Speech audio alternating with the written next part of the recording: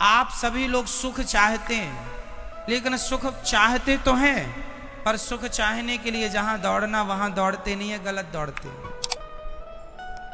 हमारे शरीर में दो चीजें हैं, एक शरीर है, एक आत्मा। थोड़ा सा 5 मिनट का समय लेके मैं ये प्रश्न आपको उठाऊं और बहुत अच्छी बात आज आपको बता दूं, आपके बहुत सारे डाउट्स क्लियर भी हो जाएंगे। सुनो, हमारे शरीर और आत्मा अलग है, ये तो हम पहले भी आपको 1000 बार बता चुके हैं। आगे सुनो इससे। क्या हम आंखों से देख सकते, आंखों से सुन सकते हैं? नहीं। क्या कानों से देख सकते हैं? नहीं। क्या हम नाक से खा सकते हैं? समझो, ईश्वर ने सब चीजें अलग अलग बनाई हैं। देखने के लिए आंखें हैं, सुनने के लिए कान। आंखों से सुन नहीं सकते, कानों से देख नहीं सकते, अलग है ना। उसी प्रकार शरीर का सुख है संसार। शरीर का सुख क्या है? संसार क्या है? शरीर का सुख। गाड़ी, बंगला, पत्नी, पुत्र, परिवार, ये कहां का सुख है? शरीर का। अब रही आत्मा की बात, तो आत्मा का सुख किससे है?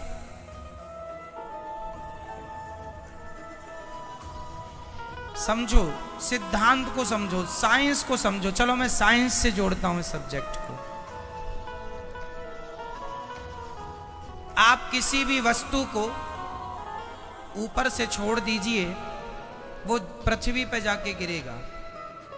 साइंस कहता है गुरुत्वाकर्षण पृथ्वी में है। ये तो सत्य है कि गुरुत्वाकर्षण है, पर इसके अतिरिक्त एक सत्य और है, क्योंकि वो पृथ्वी का ही हिस्सा है। इसलिए अंश अपने अंशी की ओर भागता है। अंश हमेशा किसकी ओर भागेगा? अंशी की ओर। जैसे ये पुष्प, ये किसका अंश है? ये पृथ्वी का अंश है, क्योंकि पृथ्वी से पेड़ बना, पेड़ पर ये पुष्प खिला। तो कुल मिला के, और ये आप रख दो, आप 2-4 दिन, 1 हफ्ता, महीने भर रख दो, ये अपने आप माटी हो जाएगा। कुछ ना करो, माटी हो जाएगा ये अपने आप, हाँ या ना। तो ये किसका अंश हुआ? मिट्टी का। अंशी कौन हुई? अंशी हुई पृथ्वी, और अंश हुआ ये। तो ये पृथ्वी का अंश है, इसलिए ये छोड़ने पर नीचे जाएगा, क्योंकि ये अंशी की तरफ जा रहा है। अब दूसरा, आग। आग हमेशा नीचे नहीं जाती। आग की ज्वाला, आग की लौ, आग की ज्योति ऊपर जाती है। क्यों? क्योंकि वो सूरज का अंश है, क्योंकि सूरज में आग है। तो हर अंश अपने अंशी की तरफ भागता है। हर अंश कहां भागता है? अपने अंशी की तरफ। आग किसका अंश है? सूर्य का। तो सूर्य की तरफ भागती है ना आग की ज्वाला, हमेशा ऊपर। तीसरा, इस धरती की नदियां हमेशा किसकी तरफ भागती हैं? समुद्र की तरफ। क्यों? क्योंकि वो समुद्र का अंश है। क्योंकि पानी जो बरसता है, समुद्र का ही तो वाष्पीकरण होता है पानी, और फिर वही बरसता है। तो वो एक्चुअली इनडायरेक्ट वो समुद्र का ही पानी है, बरसता है, नदियों में आया, फिर वो अपने अंश की तरफ भागा, अपने अंशी की तरफ। समझो, जैसे पृथ्वी का कोई भी हिस्सा वो पृथ्वी की तरफ भागता है, कोई भी पुष्प, कोई भी पत्थर, कोई भी मिट्टी का ढेला, क्योंकि वो पृथ्वी का अंश है, इसलिए पृथ्वी की तरफ। आग सूर्य का अंश है, इसलिए सूर्य की तरफ। नदी समुद्र का अंश है, इसलिए समुद्र की तरफ। और हमारी आत्मा ईश्वर का अंश है। ईश्वर अंश जीव अविनाशी। इसलिए जब ये ईश्वर की तरफ भागेगी तब ही इसे सुख मिलेगा, अन्यथा इसे कभी सुख मिल नहीं सकता। आप लोग रसगुल्ला खाते हैं तो आप कहते हैं आनंद आ गया। अरे रसगुल्ला से शरीर को आनंद आ सकता है, इंद्रियों को आनंद आ सकता है, आत्मा का तो रसगुल्ला से कोई लेना देना नहीं। क्यों? आत्मा किसका अंश है? ईश्वर अंश। ये ईश्वर का अंश है। इसलिए यदि आत्मा को सुख देना है, आज लोग दुखी, सब कुछ है आपके पास, फिर भी आप अशांत हैं, फिर भी आप परेशान हैं, उदास हैं। क्यों? क्योंकि आप संसार में सुख ढूंढ रहे हैं। अब मिलेगा, अब मिलेगा। पागल हो, है ही नहीं, मिलेगा कहां से? जैसे आंख कभी सुन नहीं सकती, कान कभी देख नहीं सकता, उसी प्रकार आत्मा कभी रसगुल्ला खा नहीं सकती, आत्मा कभी पानी पी नहीं सकती, आत्मा को पैसों में सुख नहीं मिल सकता, संसार के भोगों में सुख नहीं मिल सकता। आत्मा का सुख तो परमात्मा में है। जितने जल्दी ईश्वर की तरफ बढ़ो लोगे, जितने जल्दी उसका ध्यान कर लोगे, उतने जल्दी सुखी हो जाओगे। सुखी होना चाहते हो तो भगवान की तरफ बढ़ो। और आप लोग शरीर को ही सुख देने में लगे हैं।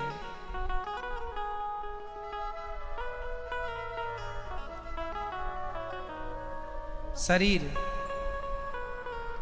इसलिए शरीर जो है ये संसार की तरफ ले जाता है आपको। क्यों ले जाता है? क्योंकि शरीर संसार से बना है। संसार में 5 चीजें हैं, पृथ्वी, जल, वायु, अग्नि, आकाश। और ये 5 चीजों से आपका शरीर बना है। तो आपका शरीर आपको संसार की तरफ ले जाता है, क्योंकि संसार से बना है।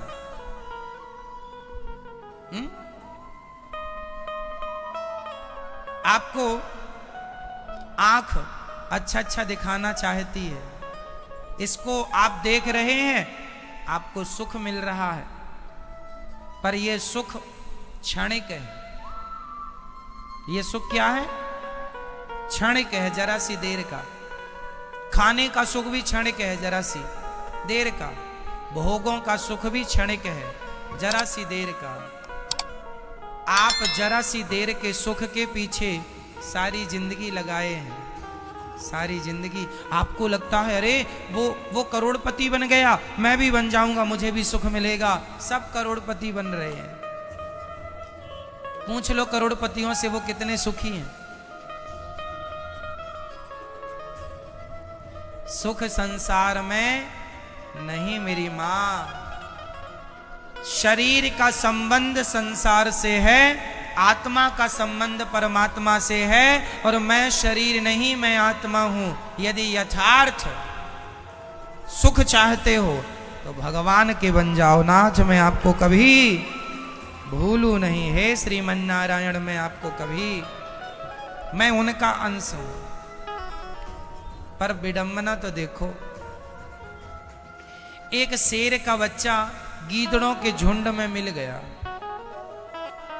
और गीदड़ों के झुंड में मिलकर वो भी गीदड़ों के संग रहने लगा, गीदड़ों की तरह व्यवहार करने लगा, खाने लगा, उन्हीं के संग सोए, उन्हीं के संग जागे, उन्हीं के संग रहे, उन्हीं को अपना बाप समझे, उन्हीं को माता। एक दिन शेर आया और शेर ने देखा कि मेरा कोई अपना आदमी गीदड़ों की झुंड में दहाड़ लगाई, तो उसके अंदर से भी वो शेर तो था ही, उसने भी दहाड़ा। शेर ने बुलाया, यहां तू शेर का बच्चा है, गीदड़ों के झुंड में क्या कर रहा है? बोले नहीं नहीं, हम तो गीदड़ ही है, ये सब हमारे रिश्तेदार हैं। शेर ने कहा पागल, तू शेर का बच्चा है, कब से गीदड़ों के? बोले बचपन से। एक्चुअली हुआ क्या था, ये अपनी मां से बिछड़ गया और गीदड़ों के झुंड में मिल गया, वहीं पला बढ़ा तो अपने आप को वो गीदड़ मान लिया।